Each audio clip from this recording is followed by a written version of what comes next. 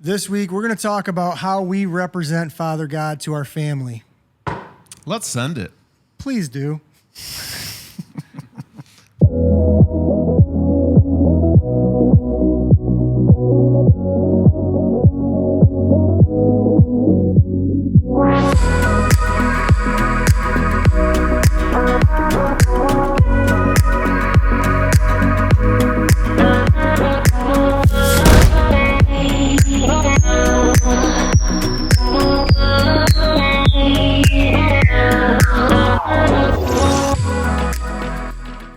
Welcome, everybody, to Full Send Living. Thank you so much for joining us. As you can see, we have an amazing guest. But before we can talk about him, let's talk about something else amazing, shall we?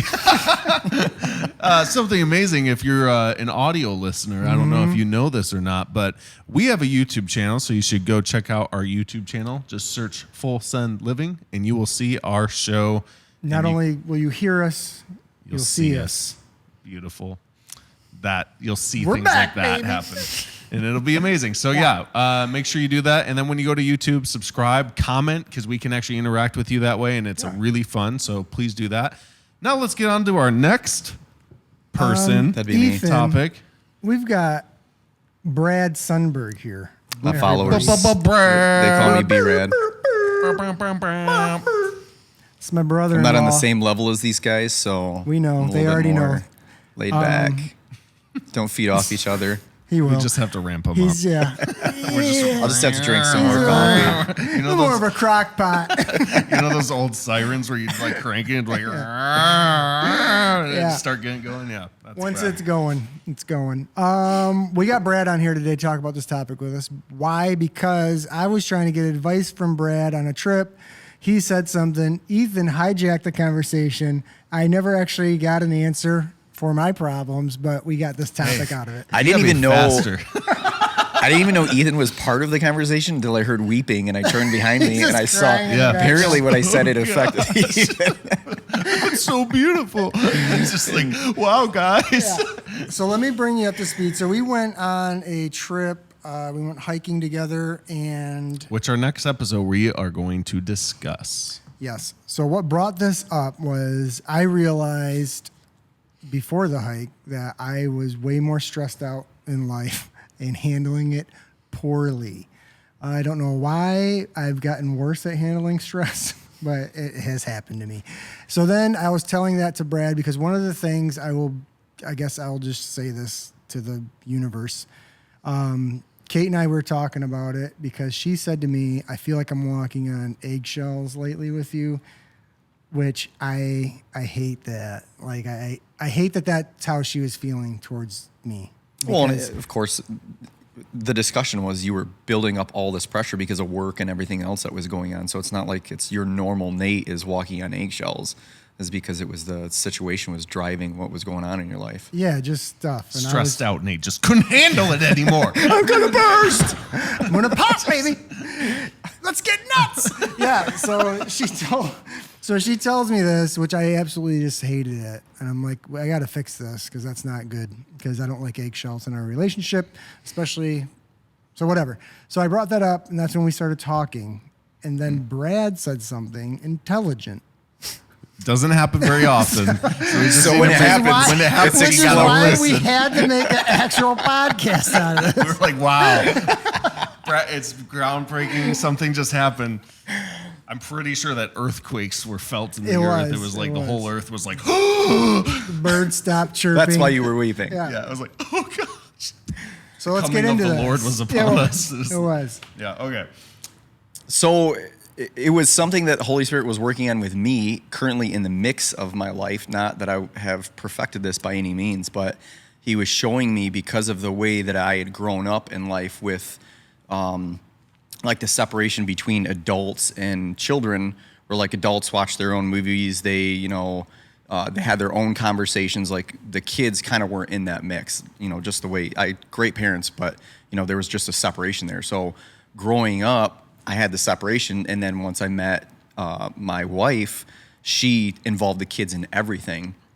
And then the Holy Spirit was dealing with me that I was even to take it a step farther because... Stepfather? No pun. but I was just taking a step farther because my children and my wife, I represent the father to them, especially, obviously our wives are more mature and they understand, the relationship between the father for the most part. But our children, when they're praying, they, to the father, their relationship with him is a reflection of our relationship with them. So if we're too busy with our life to take the time to listen to them, their little things like they break a toy or something silly, right? And we're not taking the time to value them, not necessarily that situation because it's a toy, right? We can just replace it, but it's the world to them in that situation. So when we don't take the time to show that value to our children, it's a reflection that when they go to the father and they're starting to tell him about these little things in life that he really doesn't want to hear about, they're not going to bring it to him because it's not of value. Side note, one time Bear, when he was really little, he'd break something and he'd bring it to me to fix it. And then we had this like book and it was something about dads. And then it was like, Dad couldn't fix it. And I was like, this is a stupid book. I was like, 'cause yeah, I will fix it. So then he just would start bringing me stuff that I legitimately couldn't fix. And I'd be like, yeah, we're just going to get a new one of those. That's how we're going to fix it. I'll fix it, but it'll come in the morning. I'll fix it in the morning. Wow, this is mint now. Kind of put myself How in a did you corner on package that. it like this? It looks. How'd you find the new box? That's hilarious.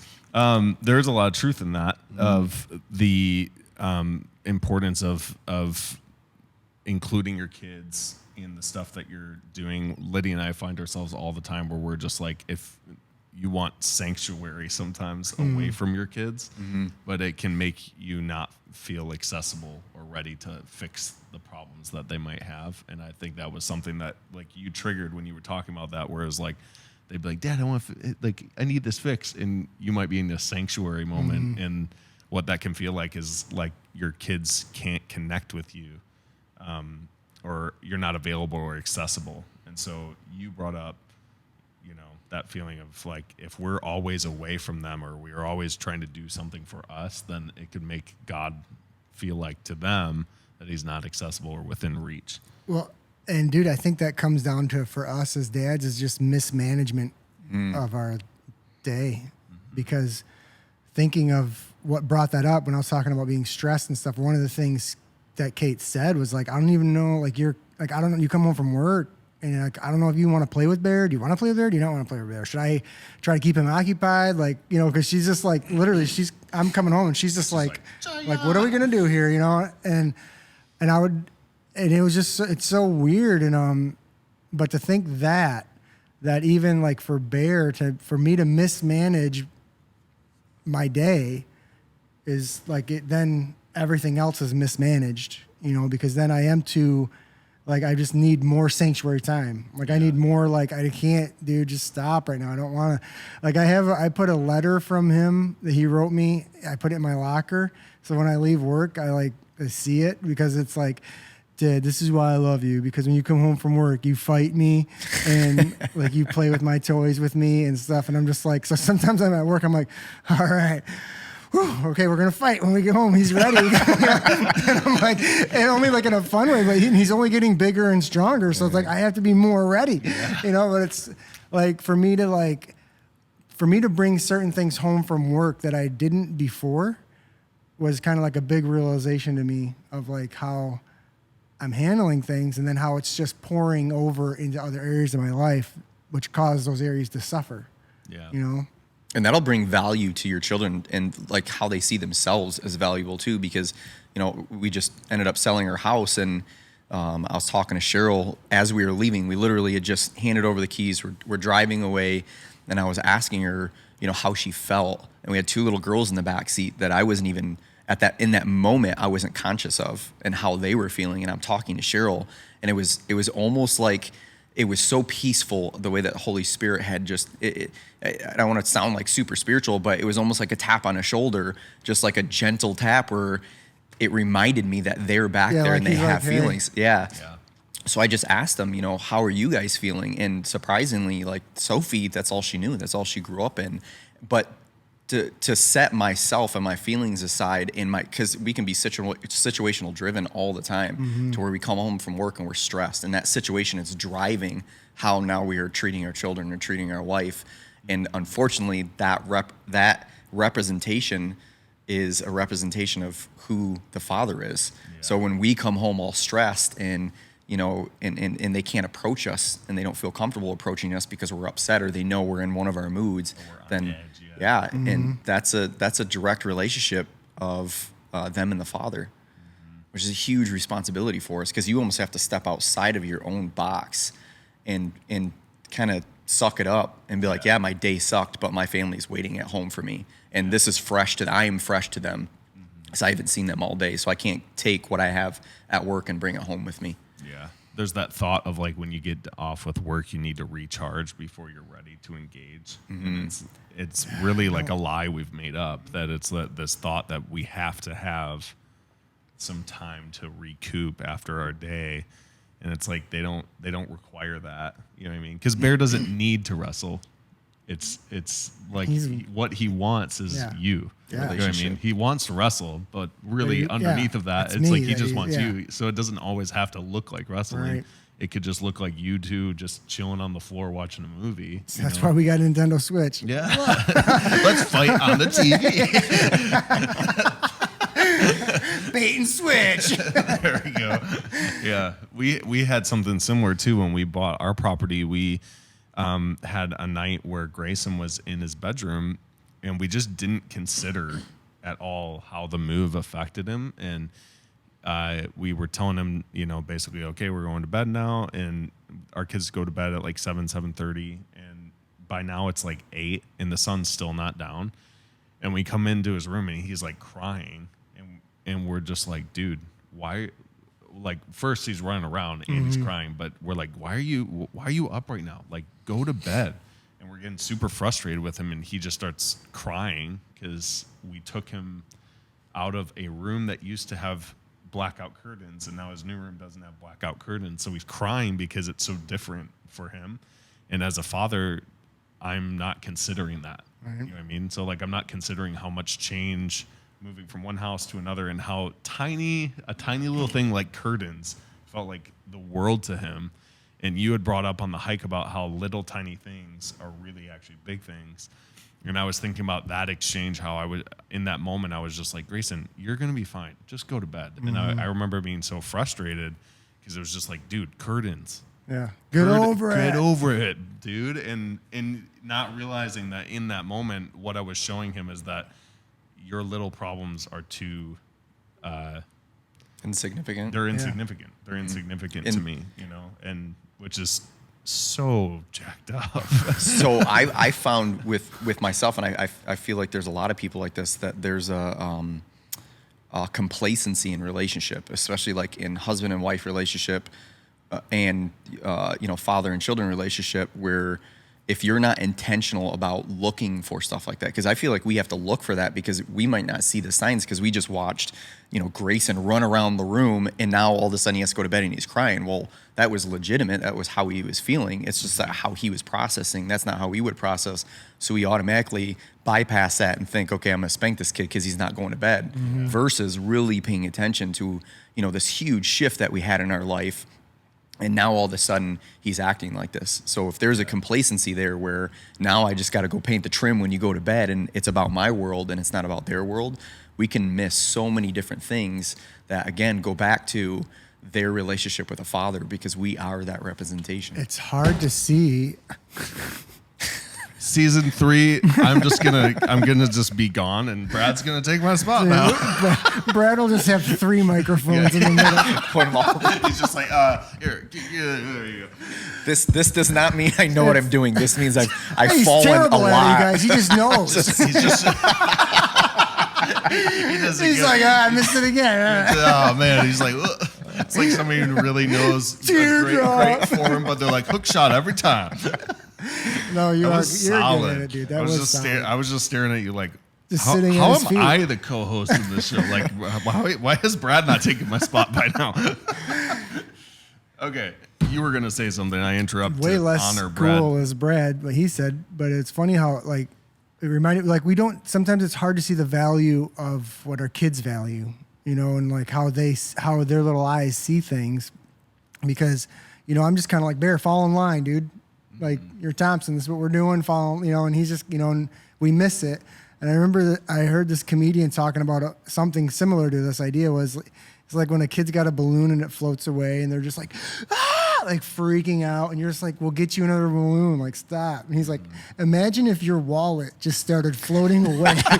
You'd be like, no, and then somebody telling you, we'll get you another Social Security card. You'd be like freaking out. And like, it was so funny, but he put it in perspective, like how it's like, yeah, because I know what's important to me and how I want to see things and how I want them to be, but we have to consider in the forefront for me to consider Kate and Bear and the people around me and how they're, how I'm what you're putting doing to what them. I'm putting out there for them to receive. Yeah. And that's tough. Think about It's tough to, what like, Paul. I don't even want to talk about this anymore. Like, Think about what Paul said, like the depth of what he said when he said, "To a Jew I become a Jew, and to a Gentile or I become a Gentile," or whatever the race he was talking about, or the ethnicity. But if you think about it, he wasn't just saying I'm doing Jewish things. He was saying I'm going into a culture because the goal was relationship. He wanted to reach into that culture and pull them out of any type of religion that they had and introduce them to Jesus. In order to do that, he had to be in their world. Like he had to, that's what Jesus, his parables were about farming and all this stuff about the, the culture of then. Mm-hmm. And when we lose our ability to look at our kid and to see what they're seeing in the moment, losing a balloon, it's not a big deal, right? You're talking about, a 10-cent balloon that's floating away, but there was value. Yeah, there was value to them. That was valuable. And just drawing it back to the whole reason why we're talking about this is that they're looking at us like we're the Father, right? Yeah. And then when they go to the Father and they're dealing with something where they can't come to us because, they may have done something shameful and they know how we're going to react, they're going to feel the same way when they go to the Father. If we treat them in a certain manner, that's going to reflect how the Father is. Dude, one thing about this topic that I think is like interesting that the Lord has been doing with me even before the hike, but kind of coming out of this conversation, it was like I kind of like amped it up, is I'm not a touch person. So like I don't feel loved when I'm like, hey, you know what I mean? Like if somebody's like, hey, give me hug me, I'm just like, okay, like I'm all about giving hugs to like my bros and to like my family members, my grandma.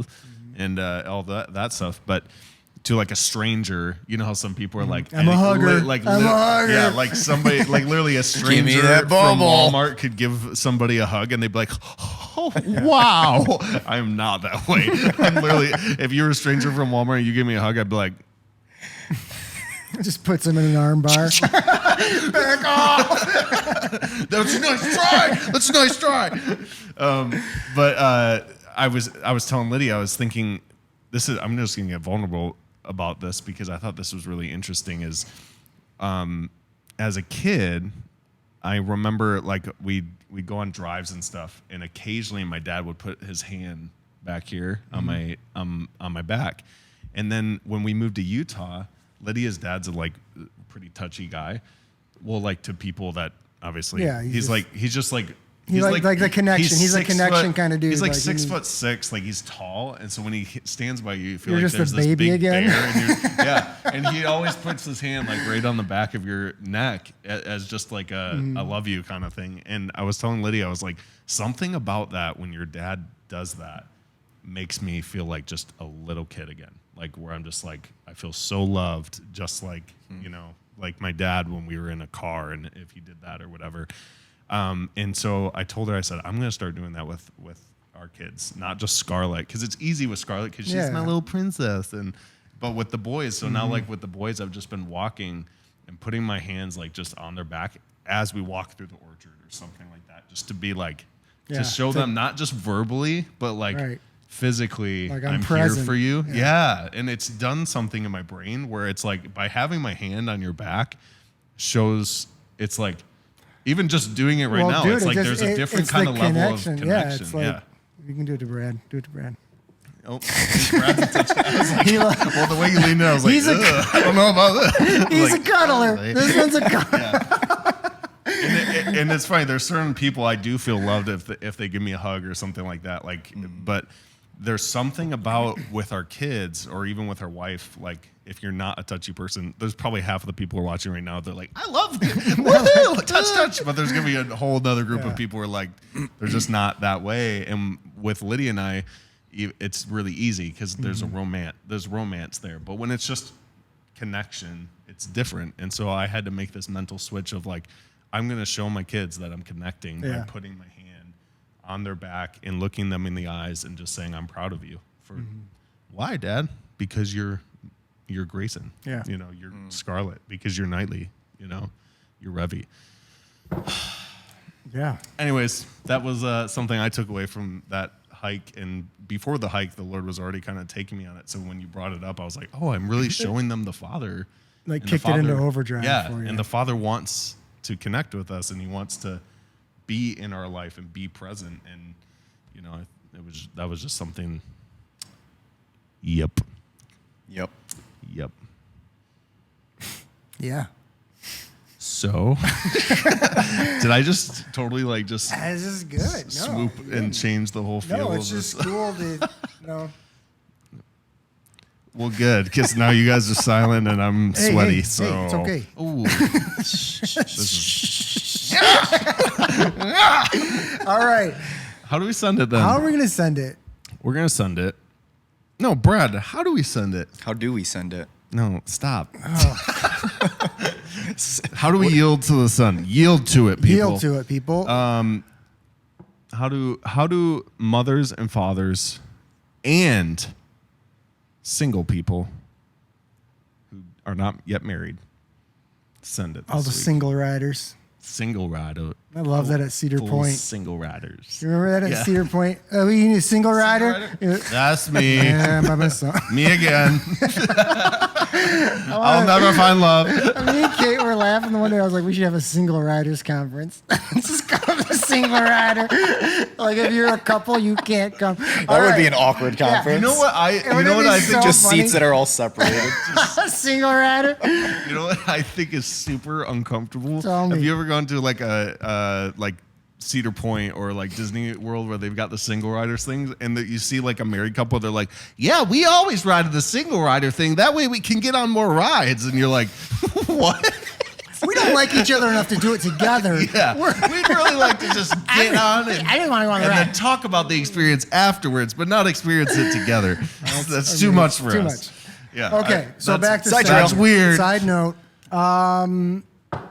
Yeah, what's the way to represent the Father to people? Like, what do you Honestly, I think what you said about that, Oh, sorry, what's that? about that letter that Bear gave you, is that's a trigger that sets your mind straight when you know you're going into back home or whatever from work. Well, since we've been talking about that, I feel like Kate's gonna write me a letter note too. I'll have two in my life. But there should be something that triggers you when you know you're stressed, or when you know, like, you could be at home all day, but when you know you're stressed, there should be something that we can find that triggers us to know that we represent the Father.